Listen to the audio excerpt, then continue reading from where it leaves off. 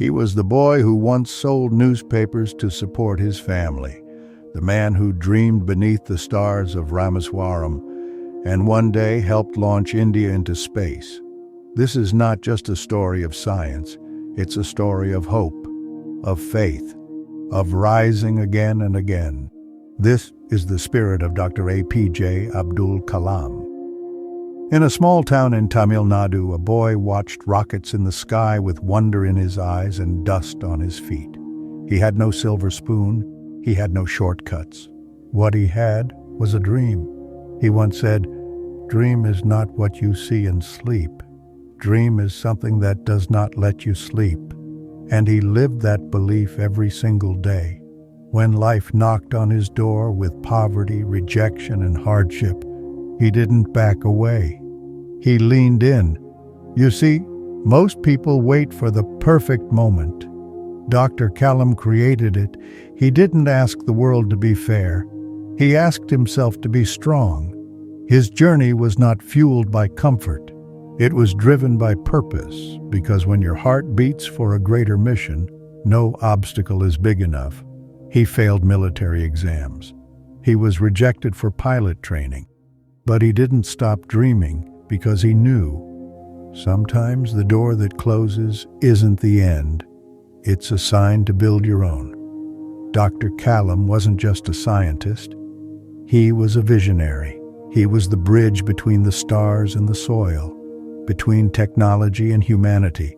When he led India's missile program, he wasn't building weapons.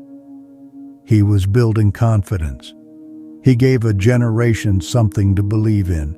He made science feel like poetry and service feel like purpose. But it wasn't just the satellites that lifted off. He made sure people's dreams did too. He walked among students. He ate with villagers. He listened more than he spoke. He said, "You have to dream before your dreams can come true." And millions began to believe they could rise, not just to survive, but to serve, to lead, to ignite. He became president, but he never left the people. He carried no ego, only empathy. Even as president, he remained a teacher at heart.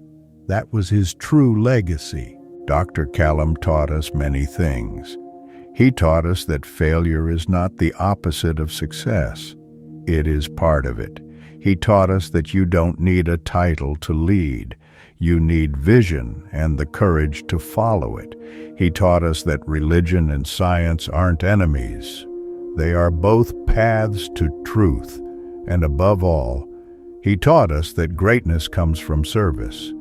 He said, if you want to shine like the sun, first burn like the sun.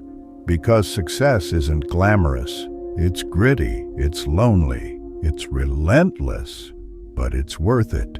Because in the end, you're not remembered for your salary or your suit. You're remembered for your spirit, your kindness, your commitment to something bigger than yourself. And that was Dr.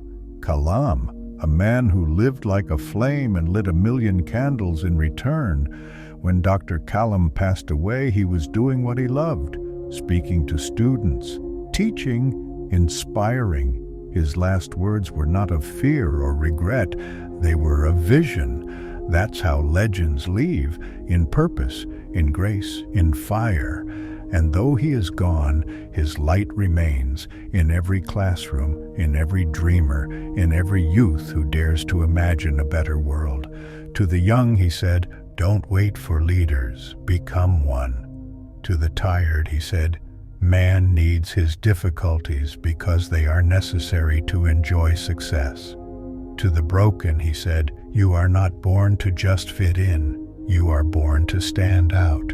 So if today you feel small, remember this, so did he, and still he rose. This is your time. The world is hurting, the world is waiting, and maybe, just maybe, you are the answer. Carry his spirit, speak his words, live his legacy, not in grand gestures, but in quiet courage, in steady effort, in rising every time you fall, because dreams don't die, not if you carry them forward. Be the light just like he was. because as long as there are dreamers like you,